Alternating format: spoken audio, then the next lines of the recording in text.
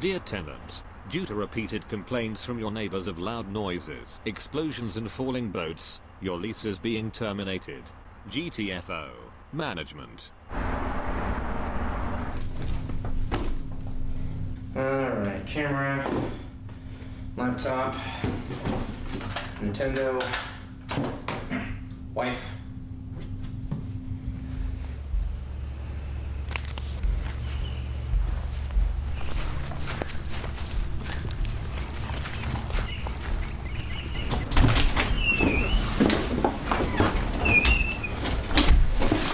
Well, here we are, our new house. Will do. Sorry about that. Do you know where the box that has my props is? Oh, right. Thank you.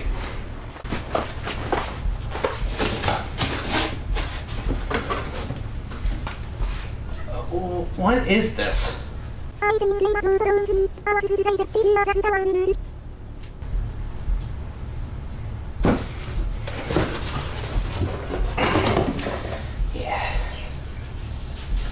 Sorry for the long delay, but here I am, back with another review. This time for real. The order in which you experience a story will undoubtedly influence your opinion of said work. While the original Fate Stay Night visual novel came out in 2004, with the Studio Dean anime adaptation of the first two routes following shortly in its wake, Type Moon decided to pull a Star Wars and release the prequel years after the initial story. So your initial watch order is very important. Do you watch the series in the order that it was released to see how different artists' and directors' interpretations have evolved? Or do you watch it in chronological order for more fluid story flow?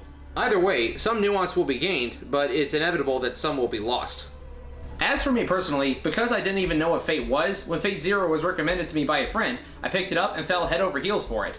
I do have my own recommended watch order for newcomers, but that'll have to wait until later. So, fair warning, I'm presenting the next few Fate works in the order that I personally experienced them. However, with that said, if you're more interested in experiencing the story in the order that it was released, and if you don't have access to either the Fate Stay Night visual novel or the Studio Dean anime, then I recommend checking out Starcrossed Soul's Type Moon retrospective series. The main user of this channel, my friend CJ, is much more well versed in Fate than I am, and offers a lot more insight into the nitty-gritty and nuances of the franchise as a whole. So if you want to learn about Fate Stay Night before Fate Zero, then check out his videos, or the series itself, and then come back once you're done. So what is Fate, anyway? Well, to simply put it, the setting for this tale is in a world where magic exists in modern times, but the magicians keep their magic a secret from the rest of the world. Think Harry Potter, but the mages simply keep to themselves and hide in plain sight, as opposed to having their own separate reality. Generally speaking, what determines if someone can be a mage is the amount of, or the strength of the magic circuits that the person is born with. I guess you could say that magic circuits are kind of like Type Moon's version of the midichlorians from Star Wars. The main conflict of most Fate works is the Holy Grail War. In this battle, 7 mages act as masters and summon heroic spirits from the ancient past, or sometimes the future, to become familiars known as servants, taking up one of 7 main classes. Saber, which is proficient in swordsmanship, Lancer, who are masters of the spear, Archer, who specializes in long-range combat, Riders, who can cross any type of terrain, Assassins, who are masters of stealth, Casters, who are magic users, and Berserkers, who trade off fine skills for raw power and endurance. These figures can come from either real history, legends, mythologies, or sometimes simple fictional stories.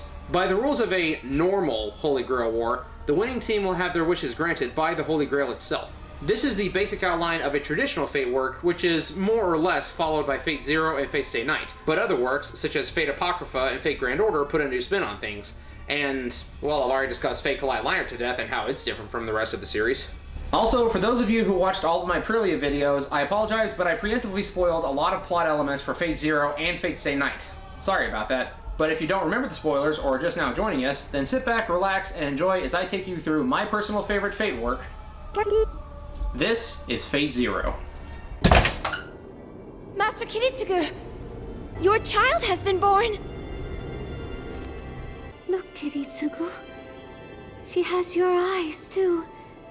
Airi, I will be the cause of your death. I have no right to hold that child. None. 8 more years, and your fight will come to an end. The Holy Grail will save you. I'm certain of it. Well, that's kind of a grim way to start this show. Let that set the tone for the rest of the series to come. This is Kiritsugu Emiya and his wife Irisfeel von Einsburn, who just gave birth to their daughter, Eliasfeel. While Kiritsugu laments Irisfeel's apparent impending demise, Irisfeel tells him not to feel guilt, as her time with him has given her a better life than that of a simple puppet. So much exposition, and we're barely 2 minutes into the first episode. But don't worry, this all gets fleshed out more well later, and it becomes a lot more engaging than it comes across here. Airi gives Kiritsugu the confidence to hold Elia close to him and cherish her deeply. Our scene then cuts to some more exposition, but this time for one of the franchise's most iconic characters, Kirei Kodamine, voiced by Crispin Freeman. I can't be the only one who finds it hilariously ironic that Crispin Freeman goes from voicing Alucard in Hellsing, whose rival is a knife-wielding priest, to voicing a knife-wielding priest himself. While we're on the subject of Crispin Freeman and vampires, he also voiced Hector in Castlevania Curse of Darkness. Hang on to that thought because I'll bring it back a little bit later. Anyway, Kirei is meeting with his father, Rise Kodamine, as well as Tokiomi Tosaka. Kirei has discovered that he was given a command seal, or command spell, depending on the translation. These give him the power to control a servant during the upcoming Holy Grail War, and can be used a total of 3 times to command absolute obedience from the heroic spirit, no matter what the order may be. But why me? Normally, those chosen by the Grail as masters for the servants are experienced and accomplished mages. It is highly unusual for someone like you, who has no connection to magic whatsoever, to be chosen to participate. So, Father Rise and Tokiomi give Kirei the rundown of what the Holy Grail War is, including the factoids that this Holy Grail is, in fact, not the cup used during the Last Supper, but is instead a wish-granting device, and that, traditionally, a Grail War usually only happens every 60 years. Need I even comment? Another piece of important information is that during the normal Fate timeline, there are always 3 particular families that participate in the Holy Grail War. They are 3 families of very accomplished mages, 2 of which we've already met, the Einsburns and the Tosakas, and the third ones, the Matos, will be introduced to us later. They tell Kirei that Father Rise is going to act as mediator for the upcoming war, as a member of the Holy Church should theoretically be more impartial than someone from the Mages Association. Everything we've spoken of thus far is just the official background of the Holy Grail War. But of course, we already have people rigging the game from behind the scenes. They ask that Kirei be a decoy in the war to give Tokiomi a better chance of winning, as the Tosaka family are apparently trustworthy enough to not misuse the Grail's power. To reach the root. That is the Tosaka family's sole desire. Don't worry, like many elements, we'll discuss the root later. And thus begins Kirei's magic training at the hands of Tosaka. He is instructed to act as the aide to Tokiomi, working together behind the scenes, while pretending to be enemies. Father Rise comments that this new mission will likely be good for Kirei's mental state, as he lost his wife only a few days ago. We then timeskip ahead to 1 year before present day. Hi, Aoi. Kariya, it's good to see you again. Uncle Kariya, welcome back! Hi, Irene. This is Kariya Mato, who is a good friend of the Tosaka family, but he notices that something is amiss. Where's Sakura? Sakura's gone now. She's now with the Mato family. But why? In this world, a family of mages is only allowed to pass on the secrets of magecraft to the eldest child, or in some cases, to the child who has the greater magic potential. So it turns out that Tokiomi's younger daughter, Sakura Tosaka, try saying that 5 times fast, also has very strong magic potential. But because they can only pass the family's magic crest and teachings onto one child, he gave his daughter to another mage family. The worst one at that. When people make all of these worst fictional or anime fathers list, this guy does not show up enough. Tucker from Fullmetal Alchemist is still the worst, but Tokiomi Tosaka deserves at least an honorable mention. Come to think of it, Aoi is no saint either. She just let it happen. It wasn't my place to speak out. And you're all right with that? The reality is that a clan bearing mage blood can never expect to enjoy the happiness of a normal family. That's not true. When you married him, you wanted happiness. You wanted... Enough! This is between the Tosakas and the Matos. You left the world of mages a long time ago. This doesn't concern you. So here we have something of an odd occurrence. If Kariya really does care about the Tosaka children as if they're his own family, then shouldn't he be overjoyed that one of them is now part of his family, the Matos? Well, not really. The reason Sakura was given to them was to learn their family's magic secrets, and the Matos have some of the worst ways of gaining magic powers that I've seen in any work of fiction.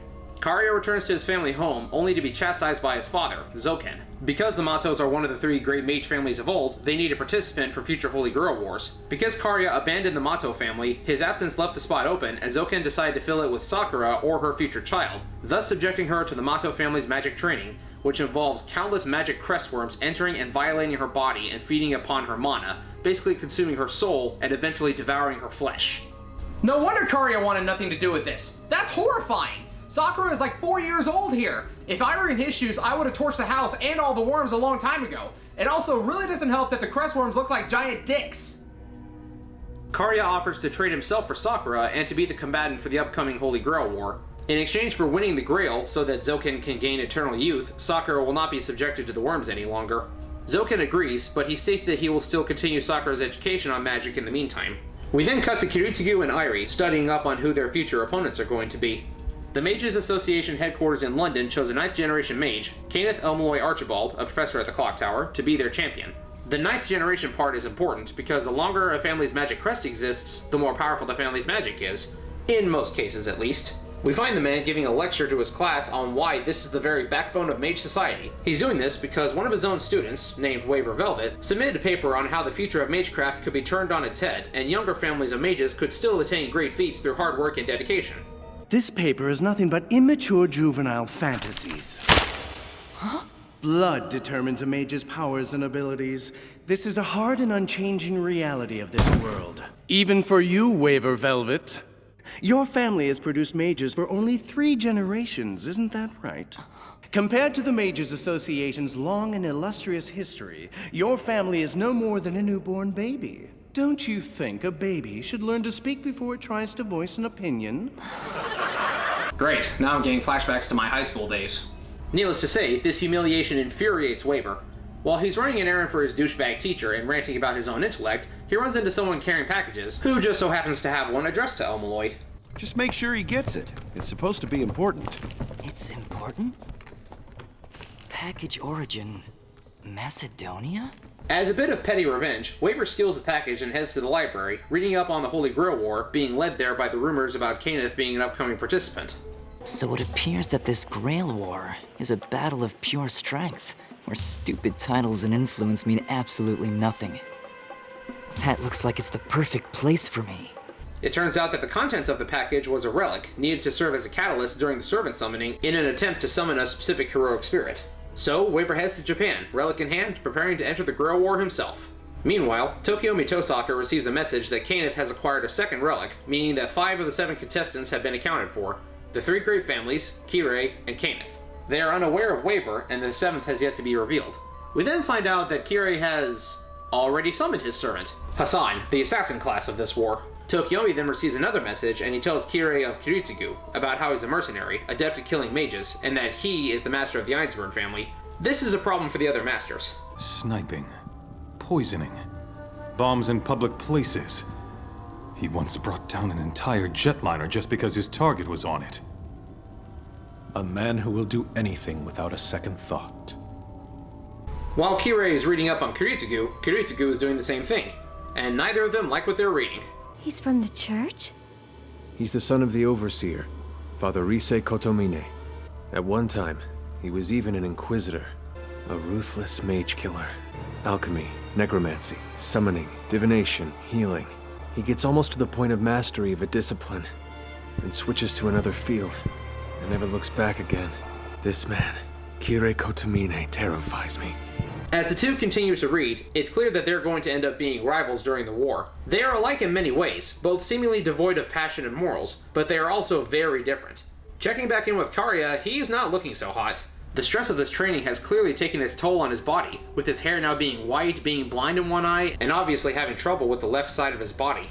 Zoken appears, only to torment him, but if Kariya gets too worked up, the crestworms inside him will devour him even faster.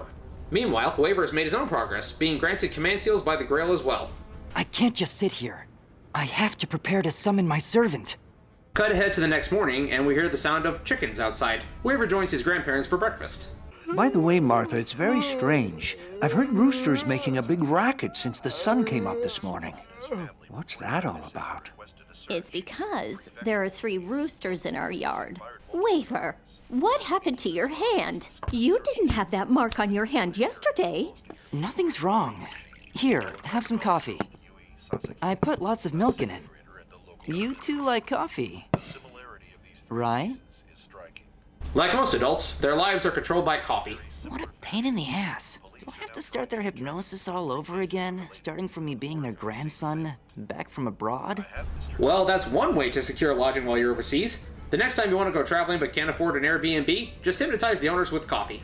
It turns out that the relic the Ironsburns procured for their summoning ritual is Avalon, the scabbard of the holy sword Excalibur, which guarantees that they will summon King Arthur. However, Kirei is having some concerns about his choice. While a caster or assassin would better fit Kirei fighting style, because Arthur is most famous for his legendary sword, he is guaranteed to be a saber class. Unless, of course, this is Fate Grand Order, in which case, take your pick. As the time for battle draws near, Rin is forced to leave the Tosaka family home and seek refuge with the Zenjo family. Kirei is at the house on business and decides to see her off, but Rin is not overly fond of him. Will you promise to protect my father to the end? Will you promise to keep him safe? I'm sorry, but that's impossible. If this battle were going to be simple enough that I could honestly make that promise, we wouldn't have to send you or your mother away from here to keep you safe and sound. I guess that means I just can't like you no matter what. If you somehow get sloppy and because of that my father gets hurt or worse, I'll show you no mercy! I have a comment I'd like to make, but one thing at a time. We'll revisit this exchange later. Once Aoi and Rin have left the house, Tokiomi shows his own relic to Kirei. It's the world's oldest snakeskin. If we use it as a catalyst, and are lucky enough to summon the heroic spirit that we're after, total victory is as good as ours. Cutting back to the Matos again, we see that Sakura now has purple hair and eyes, when her hair used to be black and her eyes were blue, like her big sister's. Kariya says his goodbyes to Sakura as he prepares to summon his servant. He promises that, even though Sakura is no longer a Tosaka, he will take her, Rin, and Aoi and have a nice vacation together as friends. It's probably clear by now, but Kariya has a thing for Sakura's mother. Don't worry though, we'll get to see more of them interacting later on. I assume you've memorized the summoning spell correctly? Sure. Very well. But I'm going to have to add 2 extra lines to the basic incantation. Your rank as a mage is somewhat lower than that of the other masters that the Grail has summoned. I want you to add the affinity Insanity to the servant you summoned today. And here, we get to see the remaining parties performing their own summoning. Waver uses the rooster's blood to draw his circle, while Kirei uses Mercury, I think. Heed my words. My will creates your body, and your sword creates my destiny. I hereby swear that I shall be all the good in the world, that I shall defeat all evil in the world. Thou, who art trapped in a cage of madness, and I, the summoner, who holds thy chains! Seventh heaven clad in the great words of power, come forth from the circle of binding, guardian of scales! We never actually get to see Kirei perform the summoning spell, so here's a mock-up I made using Hector's dialogue from Castlevania Curse of Darkness. Heed my words, O great powers of darkness! Released the tortured souls, let me infuse him with my life force, and awaken him to the world of the living. Immaculate being, appear before me now! I imagine it went something like that. Once the ritual is complete, Tokiomi is overjoyed, having summoned the servant he wanted, but Kirei is taken aback. I ask you, are you worthy to be my master? Yep. King Arthur is a woman. She's also best waifu. So after all that, would you believe me if I told you that was just the first episode? Yeah, every other episode in the series is about 20 minutes, but this first one is roughly 45. It was kind of a drag, but it gets all the lore dump and exposition out of the way so we can focus on the great writing and combat scenes for the rest of the series. So far, after the first episode, I'm finding myself pulling for Waver and Kariya above anyone else. Kariya has the best motives, wanting to save Sakura from a horrible fate, while Waver is very identifiable and clearly one of the underdogs here. Speaking of Waver, the next episode starts with him and his servant, the Rider. Why didn't you go through in spirit form like when you entered? You sound like you're some kind of common thief or street urchin. If you stride away, bursting with song, proudly, then what you are is a conquering king. I like this guy already. So, what was it they stole from the building that was so important? One cannot wage war without having proper maps. Oh right, this takes place in 1994, before you could just Google or MapQuest everything. So, Ryder seems to not be taking Waver's goals very seriously. Rather than immediately being interested in the Holy Grail War, he seems to want to return to his old conquered lands of Macedonia and Persia. First, to the other side of the world. Due west, and we go as fast as we can. And we shall conquer every land that we pass through. Waver puts him back on track and reminds Ryder of the current mission. What will you do with the Grail once you possess it? If you are also intent on world conquest, then that would make you my enemy, because the world cannot serve two lords. What? I want to make all those idiots back at the clock tower who never even bothered to give me a chance to admit to me that they were wrong! Small! Small! And narrow-minded and stupid! You mean to tell me that in this battle, your only concern is for your ridiculous reputation? And you dare call yourself my master? Waver's definitely not having an easy time with this one. I addressed the command seal. In accordance with the Grail's laws, I order this man, Iskandar the Conqueror. Iskandar? Who is that? Oh. It's another name for Alexander the Great. That's another thing Fate loves to do. It likes to use different names for commonly known figures. You'll see a lot more of this later. However, cooler heads prevail, and Waver remembers that he only has 3 command spells to use, so for now, he's willing to put up with Ryder's shenanigans. Iskandar then summons his mount, the Gordius Wheel, pulled by 2 oxen that were supposed to be sacrificed to Zeus, the Greek god of thunder, hence why Iskandar has some lightning powers as well. Our focus moves from Japan to Germany, as Kiritsugu is out and about in a snowy forest, playing with his daughter Ilya, who is now 8 years old. Saber watches him from the window, and confides in Irie that she must have misjudged him, thinking that he was much more cold-hearted than that. Just wait, Saber. Just wait. Irie tells Saber that Kiritsugu has some distaste for how Artoria resigned herself to the role of king, and has not allowed herself to have any goal outside of her own ideals, while Artoria believes that Emiya has no right to speak on the events of the past. The war hasn't even started, and they already have some discourse between them. However, Saber does believe that Kiritsugu's wish for the Grail, the salvation of the world, is a noble one, so she's willing to go along with his orders, as she wishes to use the Grail to save her kingdom from ruin. Kiritsugu and Ilya finish their game and begin to head back to the castle. How long do you think your work will keep you and Mommy away from home? When will you come back? I should be back here in 2 weeks or so. Your mom won't be back for quite a while, though. We already know this is gonna end in tragedy. They're trying to prepare us for it, but it's still gonna hurt when it happens. She also told me that even if we don't see each other for a long, long time, she'll always be right here by my side. Can you wait for me, Ilya?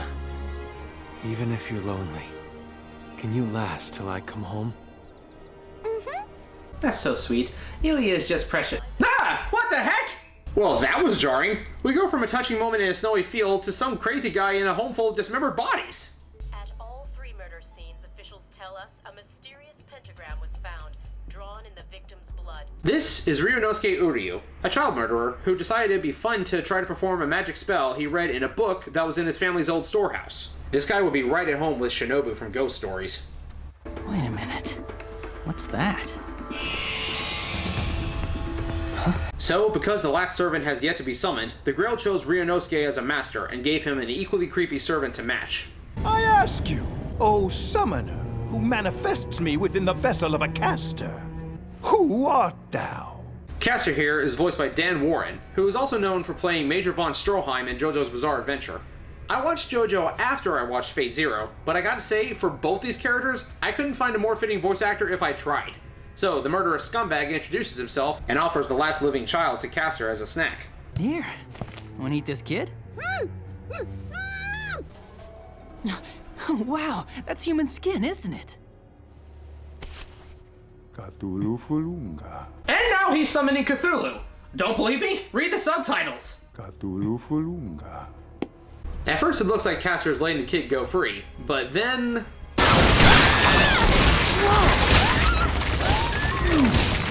Cool! You are awesome! I didn't get your name. What is it? Perhaps for now, I'll just call myself Bluebeard. So, Caster here isn't exactly Bluebeard, who is a folk character known for murdering his wives, but is instead the original inspiration for said character, Gilles de Rais, from French history. We'll learn a little bit more about him as the series goes on. Meanwhile, Kirei has received word that Caster has materialized, and thus the Holy Grail War can finally get underway. He gives Assassin a fake order to storm Tosaka Manor and eliminate Tokiomi. Even if it means you have to engage Archer in battle, there's no need to fear. Assassin expertly dodges all of the magic barriers set up around the mansion, destroying the gems that create the bounded fields. He makes it to the center of the courtyard, but then... You are nothing but a slimy worm. Who gave you permission to look up at me? No need to fear that. That looked nasty. If you look closely, you can see that the sword that hit him not only ripped his face in half, but also broke his neck with that impact. This is Gilgamesh, the archer. And I use the word archer very loosely because his primary method of combat is launching volleys of flying swords at his enemies. So this is who Tokiomi managed to summon. King of all kings, Gilgamesh. Your deeds tonight will establish your prowess as king, and they will reveal which of our foes we must hunt and eliminate. I ask only that you stay your hand for just a little while longer. Part of me wants to roll my eyes at what a brown-noser Tosaka is being, but at the same time, if you summoned a king that was this powerful, you'd want to do everything you could to make sure you stayed on his, or her, good side. And Tokiomi needs to make sure that he doesn't bore the so-called King of Heroes. The Holy Grail is surely an item fit to please the King of Heroes. That will be for me to ultimately determine, and me alone. No matter. I'll play along with your little schemes for the moment. However, there was an interloper. Wafer had sent his familiar, a mouse, to observe the battle. He reports the news to Ryder, but the King of Conquerors is apparently not impressed. Nobody cares if Assassin is dead or alive. He could never pose a threat to me. Because this is actually canon, fake Grand Order type matchups mean nothing. Anyway, boy, here, this is what matters. This, the big black thing they call a B2. I'm thinking about buying 10 or so. So the question is where to procure the money. I think the biggest obstacle for us will be this Clinton guy. He will prove a more formidable opponent than Darius III. Alexander the Great, plotting to overthrow Bill Clinton and take over the United States in an anime. What do I even say to that? It's glorious and I'm sad we don't get to see it happen. Iskandar can finally pull his attention away from the TV to ask how Archer defeated Assassin, as well as discuss the nature of noble phantasms. A noble phantasm is described as the embodiment of a heroic spirit's legend. It can be anything from a weapon to a piece of equipment or special ability, and the effects are multiplied to the nth degree. Some examples are Ryder's Chariot, as is tied to the legend of the Gordian Knot, and King Arthur's Holy Sword, Excalibur, which is reportedly the most powerful sword to ever exist. But we'll get to see that one later. Is there a noble phantasm that consists of throwing dozens of swords at an opponent? That could still qualify as a single noble phantasm. Ah, forget it. We'll just have to discover each of our enemies' identities as we encounter them. Whatever you do, you should always enjoy it to the fullest. That is the secret of life. We ride forth, boy. Prepare yourself. Wait, not here! You'll blow up the whole house! In case you couldn't tell, these two are easily my favorite characters in this series. The way they bounce off each other is just hilarious, and Ryder's shenanigans always leave me laughing. So, as according with Tokiomi's plan, Kirei then goes to the Fuyuki Church, stating that he has lost his servant and is withdrawing from the Holy Grail War. But since they're trying to rig the game, it's clear that there's more going on. You should keep watch, just in case. Understood. We shall sneak up behind them, and this time, we shall become true shadows in the darkness. See what I mean by noble phantasms not being limited to just weaponry? Irie and Saber arrive in Japan via airliner, and Saber is wearing quite a snazzy suit. Saber tells us that whenever a servant materializes, they are implanted with the knowledge of the modern world, and that she can potentially fly a plane or drive a car. They also make mention that she can't take spirit form, and I'm not quite sure why. They don't make mention of it in this series. If I remember correctly, there is a reason in Fate Stay Night, but they don't explain why she can't hear. This is Irisfield's first time outside the Einsburg Castle, so she's experiencing a brand new world, with a gallant knight escorting her along the way. Kiritsugu goes to meet with Maya, a woman that he has brought along to help in his battles. She shows him the footage from Assassin's death, and has several weapons laid out for his next mission. I've slowed down. Indeed. Ilya weighs a lot less than that Walther.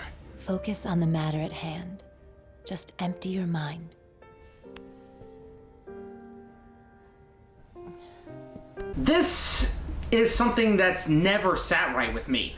According to Kiritsugu, Irie is gonna die before the war is over. I get that, I really do, but she's still alive right now. Don't you think this is jumping the gun just a little bit? Speaking of Irisville, as their day of fun comes to an end, she and Saber detect the presence of an enemy servant, as Waver and Iskandar observe the entire city from atop a bridge. Saber is met by the Lancer-class servant, whose master is remaining out of sight for now. Lancer here is voiced by Grant George, and in my eyes, this is a perfect match. My first exposure to him as a voice actor was in the game Dissidia Final Fantasy, where he played the Warrior of Light, and Lancer here is much along the same veins. Elegant, gallant, and chivalrous, with a warrior's pride and a silver tongue. However, his charms, figurative and literal, don't seem to affect Saber here. You have a charm spell. Apologies, but I'm afraid it's a little curse that I was born with. I see now that the tales of the Saber class's resistance to magic are true. Very well. I prefer not to kill a girl who's throwing herself at me. There's a lot of banter like this between these two, and it's just so charming. So, the battle begins. Take note of how both of them are concealing their weapons in an attempt to hide their identities. Lancer keeps his spears wrapped in cloth, while Saber's sword is surrounded by wind magic that makes it invisible. I'm pretty sure that's a JoJo reference.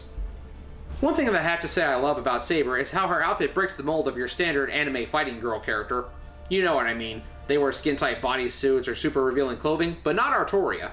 This king here is wearing a flowing dress covered in battle armor. I just have a thing for modesty in fictional heroines, I suppose.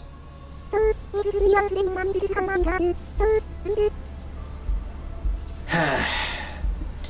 much as I hate to admit it, and I didn't actually find out until much later, she is right.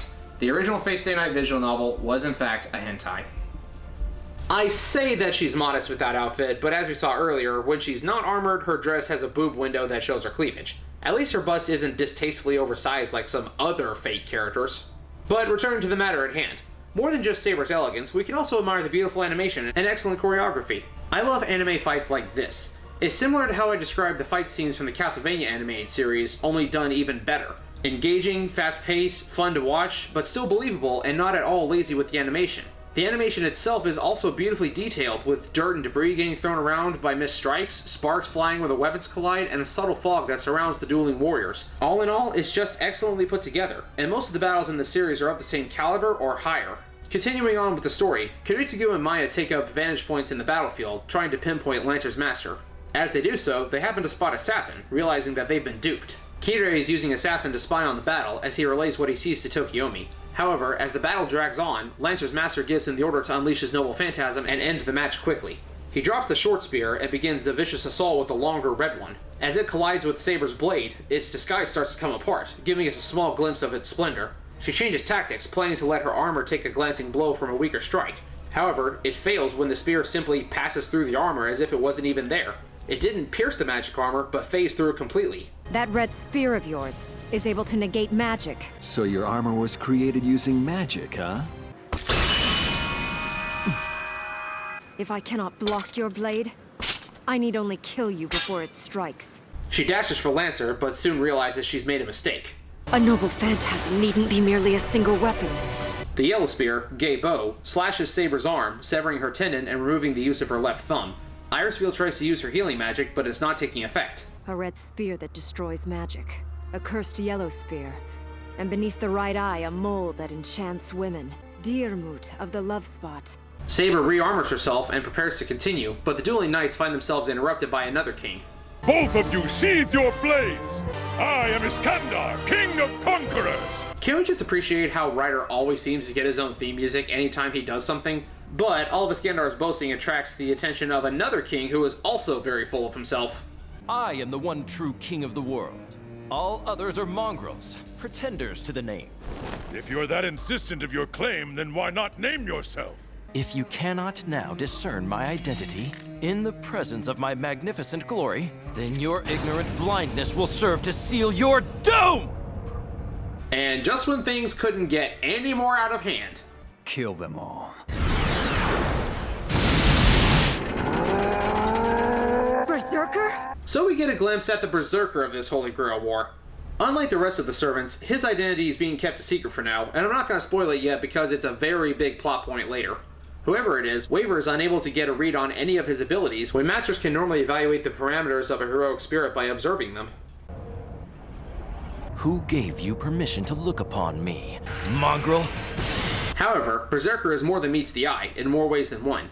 He catches the sword that Gilgamesh fired, which, fun fact, is actually Durandal, the sword of Roland, one of the 12 paladins of Charlemagne. Anyway, he catches the sword and uses it to cut down the second oncoming weapon.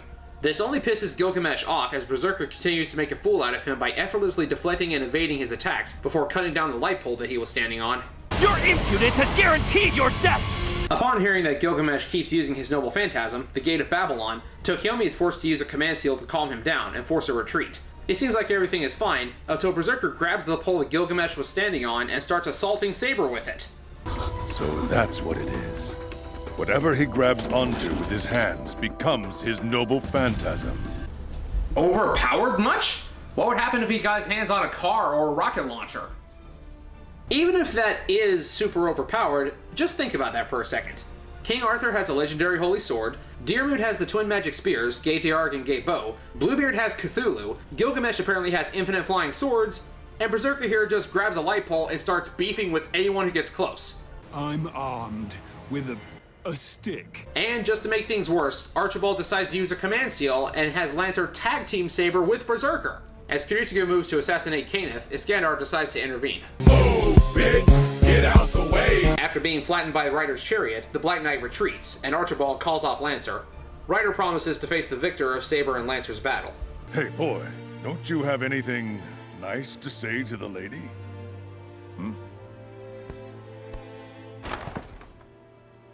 I really do wish he'd man up a little. Oh well. Once Ryder departs, Irie and Saber deduce that the only way to undo the curse that is preventing Saber from healing is to defeat Lancer. However, unknown to them, Castor is watching the entire thing. My holy virgin! Soon I will come for you.